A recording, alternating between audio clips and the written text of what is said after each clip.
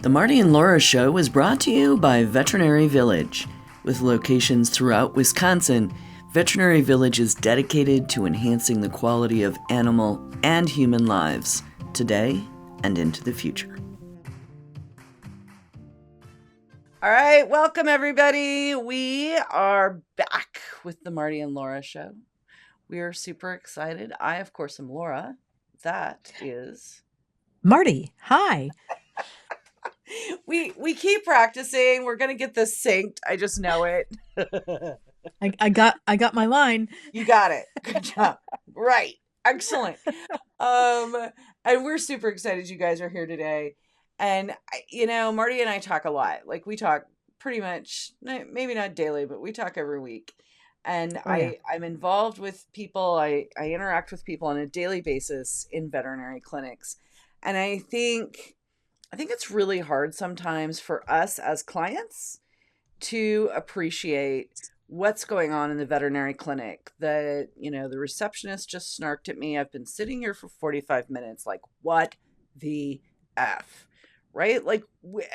So I thought it would be really great if Marty would come and talk to us about what the F, right? Like, what's going on? What's a day in your life like and your staff? Sure. And if perhaps we as clients can come with, that extra grain of compassion that knowledge should bring, then I think that benefits everybody. So, yeah, when we were in our previous practice, we had 2 exam rooms and the waiting room was small. There were 2 exam rooms. That was it. 2 exam rooms? 2. And one of them doubled as an x-ray room. And if we had a female whelping, then that shut down one exam room. So we were kind of in a pickle. And I have clients that we've had for 40 some years, and they would come in and they'd say, when we were in the old building, the 2 exam room building, and you were really busy, I would know it because I could see people coming and going and I could see what was going on. And I was in the, I had a pulse on what was happening. And then we moved into the building with 11 exam rooms and then 3 auxiliary rooms. You went straight from 2 rooms to 11? Yeah. And then we moved another building. Crazy. we moved a building to the site, the old building to the site. And so we opened up the surgery room as a 3rd exam room. So now we really technically have 14 exam rooms. So if you have something going on in the back, which I hate to use that term, the treatment area, the surgery, whatever is happening, x-ray, whatever it happens to be, clients aren't aware of what's happening now. They may pull in, they may see 1 or 2 cars in the parking lot, but they may not know that means it's a C-section with 14 puppies, which is what we just did on Friday. Or they may not be aware that there's a hit by car or a bloat or, some really terrific trauma that's happening or something really awful that's happening. And if we only have 1 doctor working, which is unusual, except for on weekends, we'll have 1 doctor and several staff members. So if there's only 1 doctor, there's only 1 place the doctor can be in at a time. And so it may not look to you as a client that it's very busy. It may look like they're just sitting around having coffee and, gabbing in the back. But in reality, there's probably something pretty significant going down if you're having to wait. And that's the important thing. And we don't have HIPAA on the veterinary side, but from a confidentiality perspective, I'm not going to walk into the exam room and say what just happened. It may have been a euthanasia. It may have been a critical diagnosis of something that's really terminal, and we had to do some counseling for the client. It may be a litter of puppies that are being born. And quite literally, we'll have sometimes 16 or 17 puppies in a litter, which means all hands on deck. It means everything else gets dropped. And in our practice, because we do a lot of reproduction, C-sections are a priority. But so are major traumas, so are bloats, so are some of these other things that happen. So sometimes it may not look to you like a client, as a client's perspective, that there's that much going on. But if you're waiting, either they forgot about you, which doesn't happen very often, but I'm not going to tell you it's never at any veterinary clinic, or something bad is going down and you probably should just sort of chill a little bit. Because the thing when I'm late someplace and there's a car accident, I'm like, well, it's all good. I wasn't 5 minutes ahead and I wasn't in the car accident. Right. I'm the one that's inconvenienced by it, but I'm not going to be carried out by Flight for Life. So I kind of consider that a win. I have an old veterinary friend. She's retired now. She's a very dear friend of mine. She has walked me through. Before I had you to talk to, I had Robin to talk to. So Robin's favorite saying is "towel off." Exactly. exactly. She's from South Dakota. She just got zero F's to give in the world, right? Like, towel off, Yeah. dude. You're fine. So many, many years ago, we were in our little tiny building in the village of Lamira, which is a Mm, town of 2,000 people. And we had a full appointment schedule, a full waiting room full of people, and a fire broke out in the garage at the apartment building down the street. And we have a volunteer fire department. So oh that my. means there's no real firemen. They're all volunteers. They're excavators and they're Mhm. insurance men and Right. they're all this stuff. I live And a in the fire, boonies. I get it. yeah. So a fire broke out in this garage, and the firemen on the department knew because one of the firemen on the department had an apartment in that Right. apartment complex, and he had a litter of beagle puppies in that garage. And so the fire caught because of a heat lamp. Right. And the firemen went in, it was February. The firemen went into the garage knowing there was a litter of puppies in there with hoses blasting because they knew if they didn't get in quickly, they were going to lose everything. So I had a waiting room full of people, and the firemen grabbed the female, grabbed the puppies, and it was literally down the block. It was walking distance from the clinic. They came into the front door of the clinic, full turnout Full gear, turnout. a Oh my whole god. a whole array of these big firefighters all dressed with puppies under Oh, their arms. oh my And gosh. the female had icicles hanging off of her whiskers. The puppies were comatose. And I will tell you, you've never seen a lobby clear out faster than that ever in your life.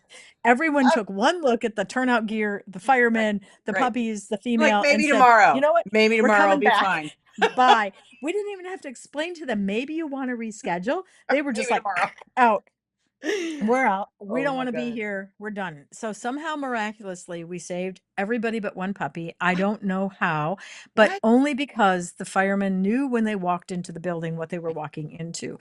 And it was truly an amazing experience, but not one that I care to replicate. And it Every day. certainly No, that's was, not a daily. but it No. but it was a way for a client to really grasp the gravity of the situation was, oh yeah, no, there my vaccinations aren't that important. I'm out. Peace out. Okay. So, I mean, that's a rather dramatic rendition of a day in the life. But it happens. But it happens. And I think, everybody's watched all the veterinary shows on Nat Geo, right? Like, we Yep. know that things happen. But walk us through kind of what a day looks like for the average veterinarian with, like, 2 to 4 doctors, and Sure. not like super famous like you are, but just like, what most of these people are gonna I got you. What most of these people are gonna encounter, Sure. and help people understand in the what the F department, right? Like, what's going on behind Sure. the scenes. Sure. And so we'll eliminate what an emergency clinic kind of Sure. setting is because Sure. that everything there It's a is a whole nother thing. disaster.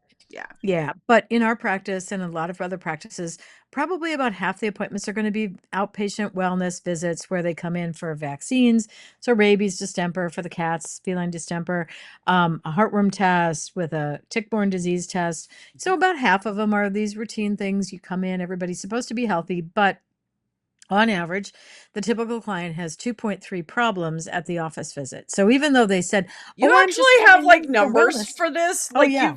you're Yes. I know you. You actually know this. You've Yeah. calculated 2.3. Yeah. So they come in and they're like, "No, it's just a vaccination appointment." And then they get in the door and then everything breaks loose. Oh, and by the way, she's been limping on the left front leg and her ear isn't so good. And I think there And might why be a does she rash have on this her discharge in skin. her hoo-ha? Yeah. Yeah, all the stuff. So all these things happen, and then I was Mhm. listening to a behavior meeting the other night, and the presenter was talking about behavior consults, and she said, and then there's the doorknob question, which means the veterinarian is just finishing the appointment.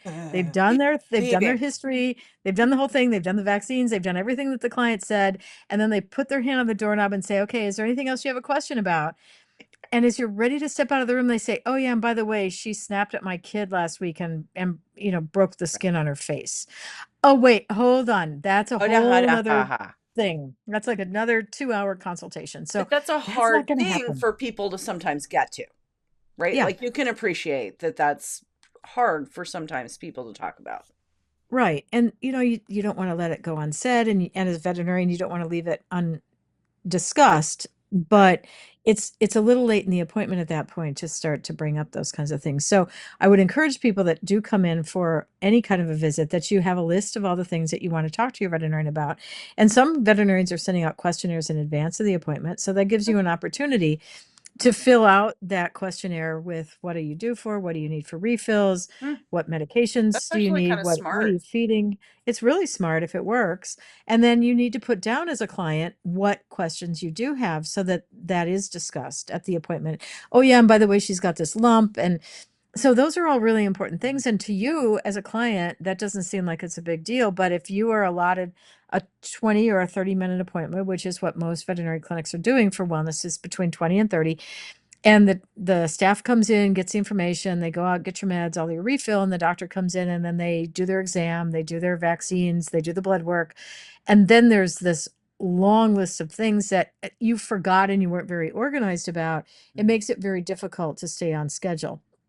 And it's not that your veterinary doesn't want to address all your problems, but if you have 2.3 problems, they kind of expect that. If you have 4.9, Mhm. that's a whole another level of Mhm. complication. And so we try in our practice to alternate wellness with sick pets so that you Mm. have those buffers for not only for the time, but also sort of for your brain power. Mhm. Is that if everything you're slapped with, like an emergency clinic, is problem after problem after problem, like really sick, really bad trauma, all those things, Mhm. it can be really difficult Mhm. to keep on track, to be focused, to do all the things that you have to do. Doggett simplifies the puppy buying journey by connecting families with the perfect breed and responsible, health verified breeders. They are the only breeder marketplace that verifies health clearances and responsible breeding practices. Through their personalized puppy matcher tool and matchmaker services, they educate and guide buyers every step of the way, ensuring a seamless process and a perfect match for their lifestyle. From initial breed consultation to introductions with top breeders, Doggett makes responsible puppy ownership easy and stress-free. So I mean, I love the questionnaire concept, but for people to understand, so coming from the client's perspective, right? You're going to get 20 minutes and maybe 5 of those are going to be with the veterinarian, 10 if you're lucky. Yep. Um, if you have specific things you want to talk about, is your recommendation, I'm assuming, to say those things when you make the appointment Yes. so that they can specifically schedule more time? Like Right. it's a 4.9 problem appointment. We should probably give them 45 minutes, right? Like the Right. people who schedule need to know those things, right?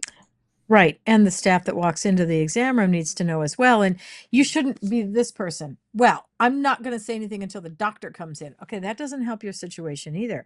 Because the better prepared your doctor is when they walk into the exam room for the number of questions that you have, the better.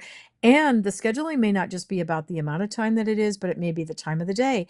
It Mhm. may be that if we schedule you in the morning and you have a minor procedure that needs to be done, we can get that done at your same visit. It may be that we have doctors in our practice that are better apt to handle one problem than another. If I have a dermatology problem, I'm going to send it to Dr. Kowaleski. If I have a dental problem, I'm going to send it to Dr. Zilla. If I have a behavior problem, so all those things Mhm. play a role in how you're scheduled, who you're scheduled with, what technician is there. If you have a dog or a cat that's difficult because they're anxious, they may not handle the appointment well, Mhm. you want to have all that information in front of that appointment so that if your pet needs to come in on some kind of sedative medication, gabapentin, trazodone, Cilio, alprazolam. We have a whole array of medications that we can use. You can have those medications given to you in advance of the appointment. And you can have your pet on those things so that you can come in and get all the stuff done at one visit and not have to be told, I'm really sorry your pet is struggling. We don't want to stress them. We don't want to stress you. We're going to recommend that you take this medication, come back another time when your pet is in a better mental state to handle all this stuff. So, don't be that person that doesn't share the information and that won't talk about what are you coming in for with the receptionist? What are you coming in for with the technician or the assistant? The more cooperative you are and the more forthcoming you are with your doctor and your staff, the better able they are to serve you. So if you come in and say, I'm not talking to anybody until the doctor walks in the room, and we have that, or they'll leave a message, I'm just going to talk to Dr. Greer. Okay, seriously, that doesn't help me to know, is this something I need to drop everything because you have a puppy that's not breathing and run to the phone?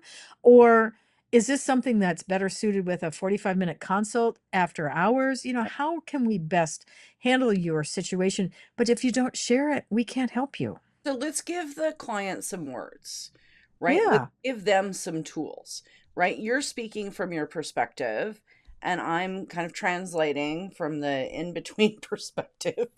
right. Um, Or the client so let's, perspective. Yeah, because right. Like I'm not a veterinarian, but I've, been in the mix of it. So let's give the client some words. So instead of saying, don't be that person, say, here's what we would like from you, right? We want to have X, Y, and Z. Don't just call to update your rabies shot and then tell us she has 6 tumors and is bleeding out of her nose. Right? Like, I mean, yeah. right? Okay. So what are some of the parameters that you can help, like, one, two, three. Three things that clients should do every single time they call to schedule their pet for an appointment. So be really forthcoming about what you're coming in for. If it's really not just a wellness visit, don't pretend that it is. You're not going to get off cheaper. It's not going to be a better experience for you. So Right. be really honest about what you're coming in for. And two is, if they do send you a questionnaire, and even if they don't, be prepared for the appointment. Have a list of all the things you need. Know what pet food you're feeding, not the, oh, I think it's some kind of a black bag with purple writing on it. That doesn't help me much. I need to know, how many heartworm pills do you have left from last year? The answer should be 0, but it's often not. What do you have for flea and tick preventive? What do you have that we need to do? Do you need refills on your medication at this point? You have a thyroid problem, or you have an allergy problem. Mhm. What refills do you need? So tell them when you schedule the appointment, I need a year's worth of refills. So again, that they can be prepared, they can have things ready for you, all those things.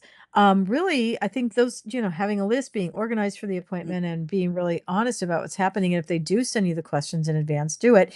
And if they have said to you, please give this medication before your next Mhm. appointment, Mhm. please do it. We have a lot of clients that are resistant to that. And it's not a sign of weakness that there's anything wrong with your dog that you need to have those things. But please, if your pet needs that medication, make it easier on your pet, make it easier on you, make it easier on the veterinary team. They're not going to just hand you medication willy-nilly. They're only going to do it if they really feel it's going to make a difference. If they say to you, your pet is probably going to need to be muzzled at the next appointment, practice muzzling your dog. Do some of the things that they're That's suggesting. actually, I love that. Sorry, I don't mean to interrupt you, squirrel. Mm, Practice muzzling. Practice mm, muzzling is a very serious thing for when we have pets. I left over from my pet grooming days, right? mhm. And we have pets that we know are a bite risk. You've been bitten. Every veterinarian I personally know has been bitten. Oh, Um, yes. that should It's a real not thing. that should not be a hazard of the job. So if there's any chance that your pet might bite in Mhm, a stressful situation, training them at home to be comfortable in a muzzle, whether it's a basket muzzle or whatever it is super, super important. Thoughts mhm. on that? Yeah, for sure. And don't ever say to your veterinarian, oh, she'll never bite. Yeah, Those are the ones that always bite. I'm just going to always, promise you. every time. And every vet tech, every vet assistant, I Mhm. was bitten before I was a vet. I was bitten as a vet student. So just don't do those things. And if your pet needs to be muzzled, cooperate. Don't give the veterinarian a hard time about it. And if your veterinarian sees as your dog is a young dog or your cat's a young cat, and they're starting to have struggles with being comfortable in that setting, and Mhm. they say, I would like you to come in once a week Mhm. on Thursday afternoons when Be it's cookie. quiet, and we're just going to do a happy puppy visit. Mhm. And they suggest you, we're not going to charge you for it. Just come in the door, come in, get on the scale, have a cookie, get on the exam table. Nothing bad is going to happen to you. And then you go back out the door. If your veterinarian or your vet tech or your vet assistant says to you, we'd like to help you with this, do it. I will tell you the ones that are the most difficult are the ones that we've recommended that for. Mm-hmm. And the people are like, no, I'm not going to take the time to do it, or I don't think it's worth it, or I think you're making this up. I think it's not that serious.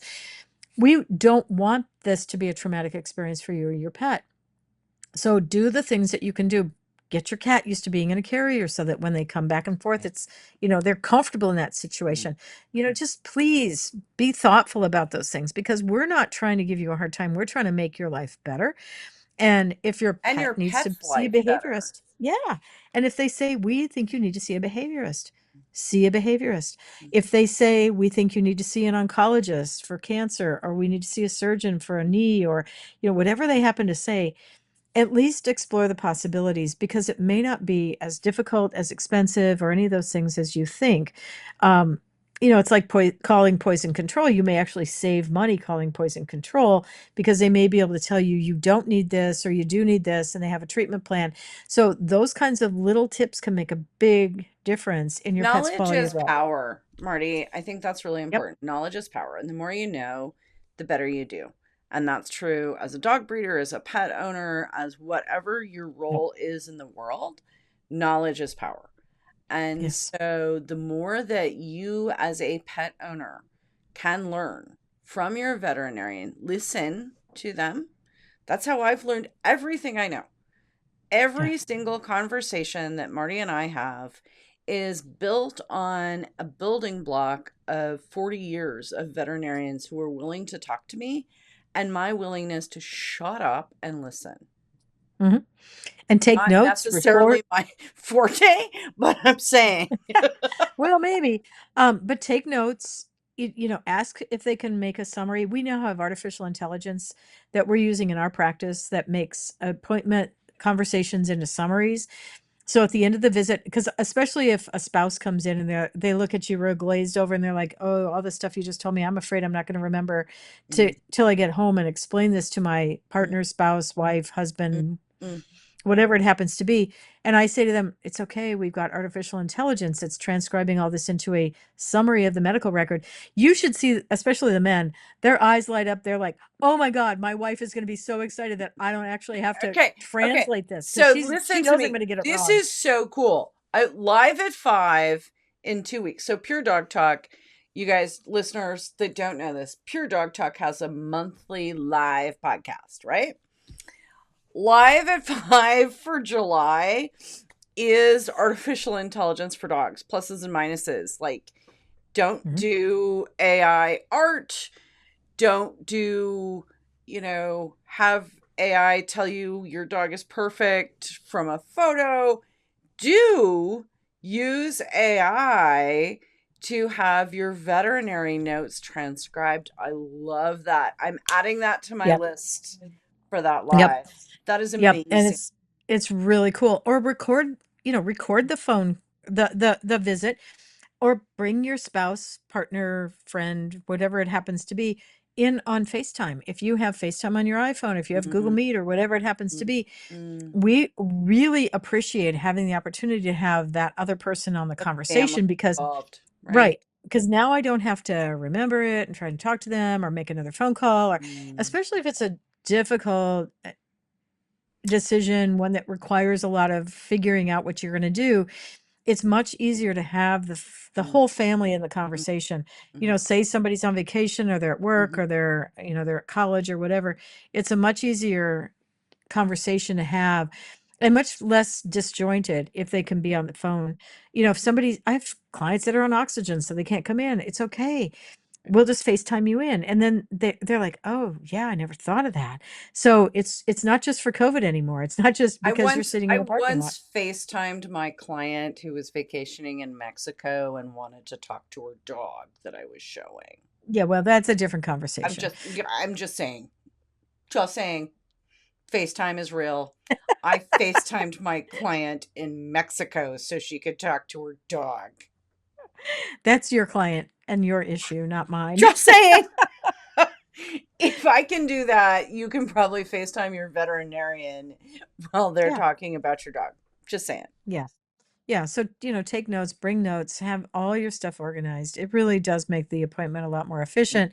And I'll start off my appointment with, okay, what are the things that we need to talk about? And if there's a long list, I'm going to say, okay, what is the most important thing? So don't like hang it onto Beat the around the end. bush, Oh, and by right? the way, yeah, let's lead with the most important thing. Okay, so but let's stop for a second there on that particular point. How is the client to know what's the most important thing? Well, what bothers them the most, probably. And Okay. some of these things are going to be before they draw blood on your pet, because some clinics will have their technicians come in and draw the blood before the appointment. If your pet isn't feeling well, your pet is elderly, your pet needs some of these other diagnostics done, make sure that they're drawing enough blood so that they don't have to draw it a second time. Right. Multiple You may tubes. come in Yeah. with the 2.3 problems that may be something significant or serious enough that vaccines aren't even a good option at that point. Because if your pet is ill, your veterinarian is not going to want to give vaccines at that visit. So be realistic, be reasonable about some of those things. If your pet needs to have a dental cleaning, figure out a way to get that done. If your vet's not going to tell you to do a dental cleaning if they don't need one, your veterinarian isn't there to gouge you or to run up a big bill. They're only going to tell you what they genuinely believe is going to be in your pet's best interests. So if you don't trust your veterinary practice to do that, find another veterinary practice, because maybe you're not at the right one. If Mhm. they don't give pain medication, maybe you're not at the right practice. So if they don't know how to deal with your pet's behavior. So there's lots of things. There's a lot of veterinary clinics out there. Pick one that suits you and that suits your pet's needs. And I think this is really good. And I'm just, again, I'm trying to kind of walk that line between the veterinary side and the client side, Right, right? right, right. And speak to the client side. And so I come to you, I'm really stressed out. My 12-year-old Chihuahua with four teeth has like, gook and her mouth is bad and but I don't really want Mhm. to put her under anesthesia. So I have this long drawn out thing. I have to give her a rabies shot because the county tells me I have to. And I mean, this becomes a long drawn out conversation. Yeah, it does. um talk to us from, like, to educate the client. How is the best way to keep your day on track, because your day starts at oh dark 30 and goes to past oh dark 30. How is the best way for the client to serve the needs of their pet, to be respectful of your time, to address these, what I mean, okay, know what you want to talk about. Maybe they don't know what they want to talk about, or they don't know how to talk about it. Well, at least make a list so that when you walk into the exam room, you've got something. If you're concerned about your pet's weight or your pet's diet, bring that up, because it's Mhm. difficult for some veterinarians to talk about pets that are overweight or underweight. Mhm. So just sort of be prepared for those things. And if it looks like the conversation is becoming longer than the likely amount of time that you were scheduled for, ask if you can schedule a Mhm. follow-up phone call, Mhm. because that may relieve your veterinarian from having Mhm. to cut short the kind of information they want to share with you or include another family member into the conversation. I've had those conversations with clients that they come in and you're like, okay, you're a widow, you Gonna live be a minute. alone. Yeah. It's gonna be a difficult conversation. I know your kids want to get involved in this conversation. Your 60-year-old children. It's not like they're little kids. And so you say to them, okay, let's set up a call that we can discuss all the things that are going to Mhm. make sense for what we have to do in the future. And most veterinarians are really happy to do those phone calls as follow-ups. They can do them as a Zoom call, they can do them as a Mhm. FaceTime, whatever format platform you Speakerphone, want it to man. be on. Speakerphone's a thing. Speakerphone's a thing, and AI will now pick up both sides of the conversation Oh. on phone calls. See, you're gonna So have to come to my AI on Pure I'm Dog Talk totally, Live, because totally. I need to find a plus side to AI, because right now all I got is downside. So I know, you're but on, sister. this stuff is absolutely mind-bending. It takes this disjointed conversation, because I look at what Sure, it sure, types sure, this sure. entire transcript that's like one giant sentence Mm, that starts off with, "Hi, how are you today? Oh, how was your vacation?" All this stuff, all right. and it turns it into a SOAP, and SOAP stands for subjective, objective, analysis, and plan. Every veterinary student is taught to do this. Every human medical student is taught to do this. And I've never been able to accomplish that in my medical records because I write as I go. And now I have AI, which takes this And 35-minute can I just conversation. stop you right there and say I've read a lot of veterinary handwriting, much like medical doctors. It's not It's pretty. not good. Not Yep. pretty. And this types it out. It'll do a summary for the client. If you don't like the way it is, you can click a button that says make it more detailed or make it less detailed. I had a couple in a couple of weeks ago on a Sunday that were Hispanic, and I don't speak Spanish. My employee spoke one word of Spanish.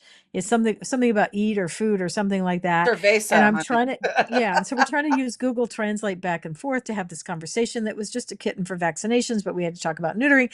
And I'm trying to get this whole conversation, and I finished it up. I recorded the whole thing on my AI. I clicked the button that said Spanish, and it printed off a page and a half long of everything that I did. I Oh my handed it to them. gosh. And this 20-year-old couple was like, oh my God, like she gets it. Like I understand what she just said for the last Oh 20 my minutes. gosh. That is It's so cool. so amazing. Okay, So so AI can do some cool seriously, stuff. actually, I'm going to say you have to come on the Pure Dog Talk I will. live at 5. I will. I need an upside because I've got a lot of downsides. Well, this is Okay. this is the best thing that's ever happened to veterinary records. I'm just going to tell you, the That is best. amazing. All right, so let's summarize. We're reaching the end of Yes. our conversation. Summarize by saying, as clients, be respectful, tell people what you're doing, what have you. As veterinary staff, understand, right, that clients are not necessarily read in to your day, which can be How pretty would they know? traumatizing. They can't How would they be. know? And so a little common courtesy and a little bit of grace. Yeah, Good on one. both sides. Yep. Yeah, on both Yeah, sides. no, And 100%. right, if I walk into an exam room and say, I'm really sorry, we had an emergency, don't harump it at the veterinary staff. They really genuinely had something that came up.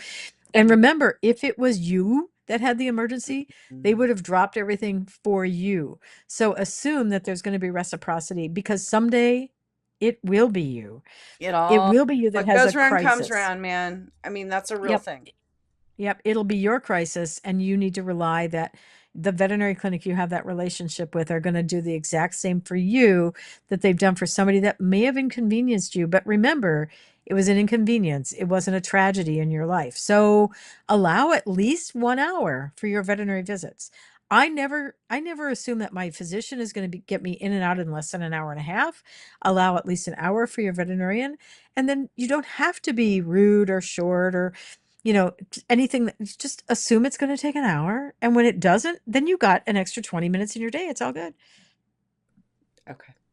All right. Well, thank you, Marty. Thank you so much for taking us through a day in your life. It's a life that not very many people can get their heads around. So thank you. Well, my dad always said, for you, lunch is long range planning. And he was right, because everything at a veterinary clinic is on the 100%. on the spot. It's so no on 2 days point. are ever like it's always good. All right. Well, thanks, Marty. We appreciate you. Thank you. Thank you for joining us on the Marty and Laura Show. We're excited to bring you these unique, fun, fact-based conversations about pet health. We hope you'll join us on social. Stop by the website to sign up for an extra tip of the week for your pet. While you're at it, do us a favor, please, and leave a review wherever you find your podcasts. The Marty and Laura Show is produced by Pure Dog Talk, Inc. Sound design and editing by Premium Audio Services.